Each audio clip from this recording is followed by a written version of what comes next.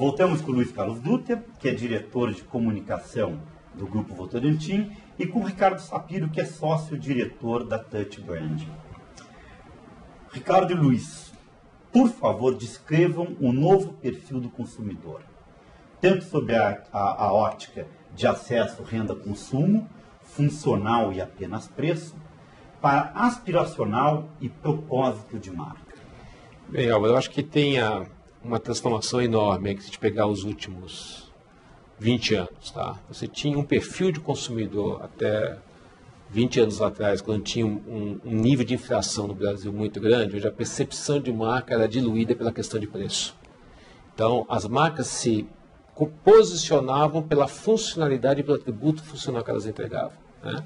A partir do momento que as marcas se posicionavam e ganhavam seu território, elas passavam a trazer o aspecto aspiracional, como o Ricardo definiu agora há pouco, que é o que sustenta uma marca, que gera aspiração, né, inspira o consumidor, mas entrega funcionalidade. Isso foi acontecendo com a estabilização da economia, a mudança que houve no Brasil, o grau de competitividade, seja de empresas como do varejo, isso se modificou completamente. E o que a gente viu nos últimos anos, especialmente com a questão, olhando a plataforma de comunicação com as redes sociais, a comunicação, que era uma comunicação quase que unilateral, passou a ser bilateral. Quer dizer, você soltava a informação para o consumidor como marca, quase de uma forma impositiva, ele acreditava ou não. Entregava um atributo funcional e o alimentava legitimamente ou não, dependendo do caso, na maioria dos casos sim, a aspiração de querer compor aquela marca, né? Adquirir aquela marca. Com a questão das redes sociais e com o dinamismo que teve no mercado de novas marcas, novos entrantes e o grau de competitividade, o consumidor passou a ser muito mais exigente. Ele teve um acesso à renda que ele não tinha, que fez uma diferença, onde o fator preço era importante, qualidade, e hoje o fator importante para ele é marca. Ele passou a ter um aspecto que ele tem uma série de possibilidades. Então, funcionalmente, ele vai ser bem atendido. Aspiracionalmente, tem várias opções. Agora, o propósito de marca é o que seduz o consumidor.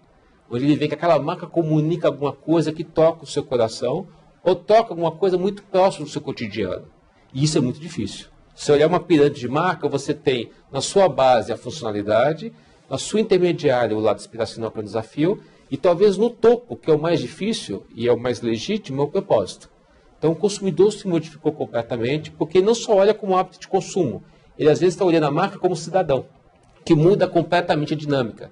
Qual é o propósito daquela marca quando fala de sustentabilidade ou transformação social? Algumas marcas podem falar isso. Ou em serviço, produto, ou mesmo corporações. O consumidor tem orgulho da marca que ele utiliza? Olha, a gente, inclusive uma das técnicas de pesquisa que a gente usa na Touch Branding é entender a alma de alguns consumidores fanáticos. Porque ao entender a alma desses consumidores fanáticos, você consegue entender a alma da própria marca.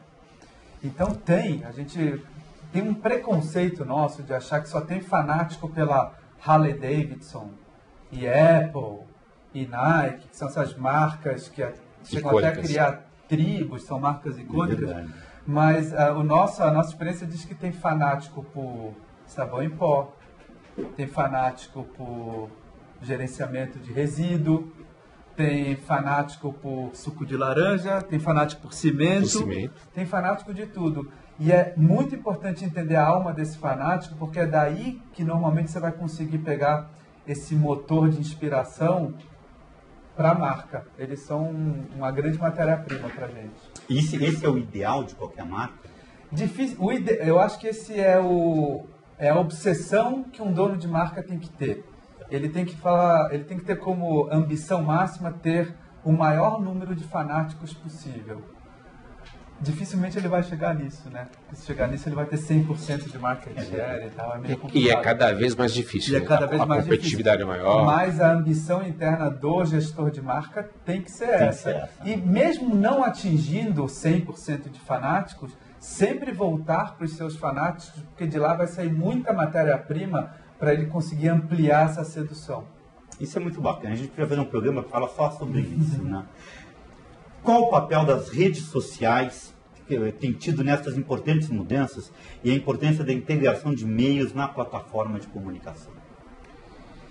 Eu costumo dizer que redes sociais por redes sociais não trazem nenhuma transformação muito grande para o mundo das marcas, né?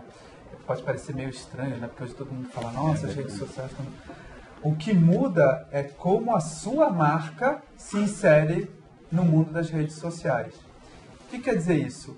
Se você não tem um posicionamento claro, se a tua marca, como disse o Luiz, não tem um propósito, não tem um discurso, não tem uma consistência, e você se atira numa rede social, e essa é a expressão, você se atira, você vai ficar em modo defesa. Porque as pessoas vão começar a te fazer pergunta, a te desafiar, e você está sempre em modo reativo. Por quê? Porque o discurso não é seu. O discurso passa a ser da audiência. Então você vira um call center. Você vira um call center, você fica, a peteca vem e se devolve. Devolve e se defende. A arte é você usar as redes sociais para colocar o discurso da sua marca de forma proativa. Você dirigir a conversa, você ser assunto, você ter conteúdo, e aí as redes sociais servem como uma transação entre o público final e a sua marca. Mas aí você não é mais um reativo defensivo. Você está usando a rede social para discutir algo em torno da sua marca. Eu vou dar um exemplo prático. Dove. Dove é um exemplo muito claro disso, né? Se você tem um discurso que é, eu tenho um quarto de creme hidratante, que tipo de assunto isso vai ter numa rede social? Quem quer falar de um quarto de creme hidratante numa rede social? Então você vai lá e é capaz do pessoal começar a reclamar que você está caro, que o teu creme hidratante não é tão melhor que o creme hidratante do outro, você entra em modo reativo. Mas se você se coloca na rede social como o Dove se coloca, como o defensor da real beleza, olha o tipo de conversa que pode existir numa rede social. Vai ter gente defendendo, pode ter gente atacando, mas passa a ser um assunto muito mais nobre. As pessoas se engajam com o discurso da marca a partir do que a sua marca quer que seja o posicionamento. O discurso, a agenda é sua. As pessoas contribuem para essa agenda. Diferente de você não ter uma agenda e ficar à mercê de um monte de críticas, às vezes até de má fé em redes sociais. Não, a pessoa que se liga à rede social de determinada marca não necessariamente é um dos fanáticos pela marca. Às vezes é o contrário. Às vezes é crítica. E aí eu acho que o desafio, pegando um pouco o gancho do Ricardo, é o seguinte. Eu acho que aquela discussão de rede social e dos demais meios offline e online, no final, todos são interdependentes. Não tem exclusão de um pelo outro. A beleza é saber usar. Exatamente. A diferença é que você tem que ter uma clara mensagem da sua marca e na comunicação, quando for entregar no meio, tem a adequação daquele conteúdo. Então, muitas vezes, numa mensagem em um outro meio, você pode fazer de uma mensagem pura sobre qual o posicionamento e qual o princípio da marca. Quando é para uma rede social, como o Ricardo falou, além da mensagem, você tem que criar uma plataforma de diálogo com os internautas, com quem está lá, com os usuários daquela rede. Se essa plataforma de diálogo aderente à marca, mas sem ser, de novo, autorreferente e olhar só para dentro, for legítima, você conquista uma série de pessoas. Mas a rejeição também é na mesma proporção. Agora, Álvaro, as redes sociais, o advento das redes sociais colocou no comportamento dos marqueteiros um peso totalmente diferente, uma característica totalmente diferente. O marqueteiro tem que aprender a conviver um pouco com a falta de controle. Porque no passado, como o Luiz falou, como era uma via de uma mão, você põe a tua propaganda, a sua embalagem, de vez em quando vem alguém num saque, responde aqui e ali, mas agora, uma vez que você entrou nas redes sociais, as pessoas vão te criticar, vão te apoiar, mas podem até te malhar. E a solução não é se esconder.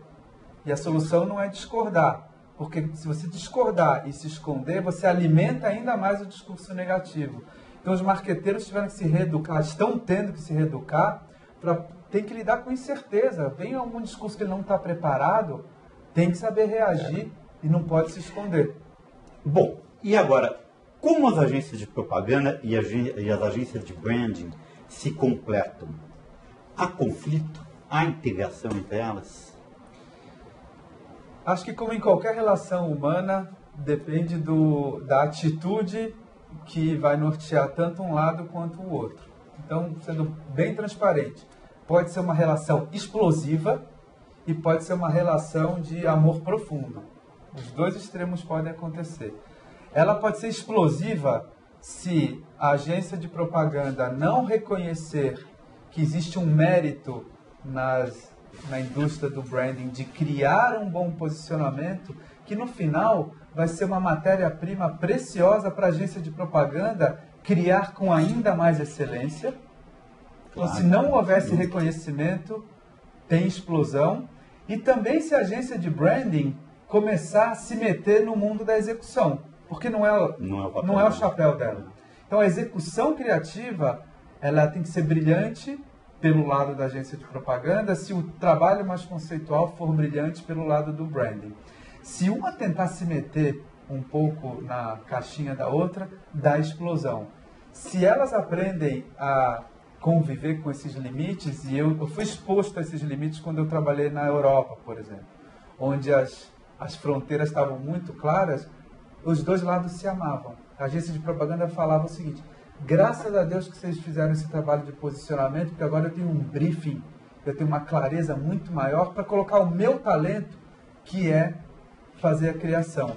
E as agências de branding dizem: graças a Deus que eu tenho um talento criativo do outro lado, porque o meu trabalho, que é mais conceitual, vai ser impactante, vai ganhar a luz do dia com muito mais impacto. Né? Luiz, como o cliente se comporta... Olha, do lado do cliente, né? cliente, eu acho que o cliente tem que ter uma leitura correta, não pode ver como sanduíche. Para mim, claramente, é uma interdependência positiva.